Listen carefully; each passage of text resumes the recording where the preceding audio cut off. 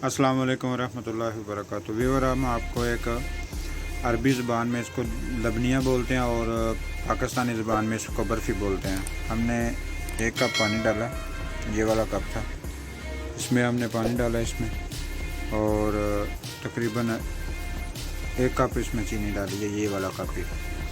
तो अभी ये चाश बन गई है। चाश जो इसको फुल पकाना है। जब ये चाश को चेक करने का तरीका ये है कि चाश को अगर पानी में रखेंगे तो ये बिल्कुल शीरा की तरह बन जाएगी, यानी बिल्कुल सख्त थोड़ा हो जाएगा।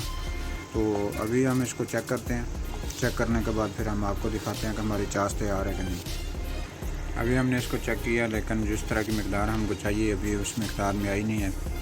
तकरीबन इसको 2-3 मिनट और पकाएंगे तो उसके बाद फिर हम आपको चेक करवाते हैं। ये व्यूअर, हमने इसको पानी में डाला चाश को, ये देखें, ये पानी में ना जम गई है, जिस तरह ऐसे जम जाएगी। ये देखें, अभी ये चाश हमारी बिल्कुल तैयार हो गई है।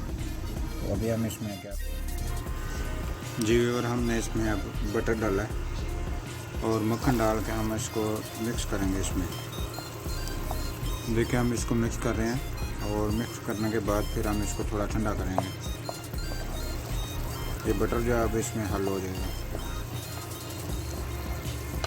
बटर को मिक्स कर लिया। मिक्स करने के बाद हम इसको थोड़ा ठंडा करेंगे और इसको अरबी ज़बान में बोलते हैं लबनिया, सही है। तो और हम पाकिस्तानी ज़बान में इसको बोलते हैं बर्फ़ी। इधर बहुत महंगी बिकती है ये।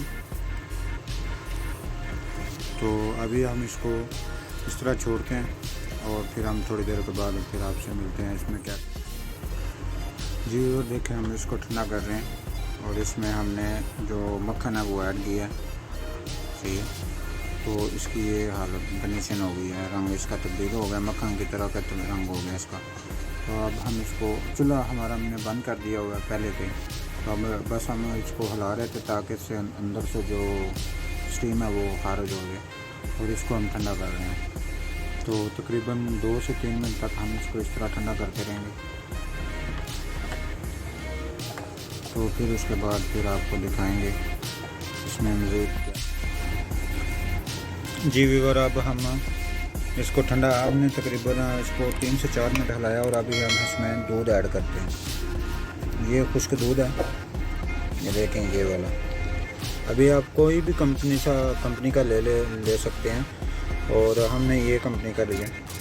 आप नीडो का ले सकते हैं और बहुत सारी कंपनियां हैं, किसी का भी ले सकते हैं। ज़रूरी नहीं है कि यही हो तो इससे बनने की, ऐसी बात नहीं है। तो अब इसमें थोड़ा थोड़ा करके ऐड करेंगे और इसको इसमें गूंदना, जिस तरह आटा होता है ना इस तरह गूंदेंगे। तो फिर उसके बाद आपको दिखाते हैं जी। और हमने एक दफ़ा इसमें ऐड कर लिया और हम ये अभी जो है ना इसमें और मकदार की ज़रूरत है। अभी हम इसमें और थोड़ा ऐड करेंगे।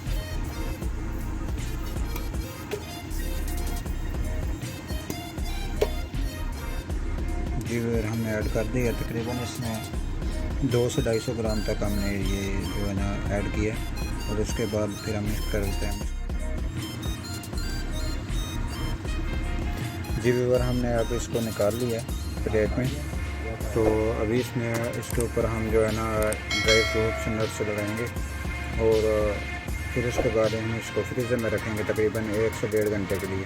फिर उसके बाद आपको दिखाएंगे कि इसकी लुक कैसी है।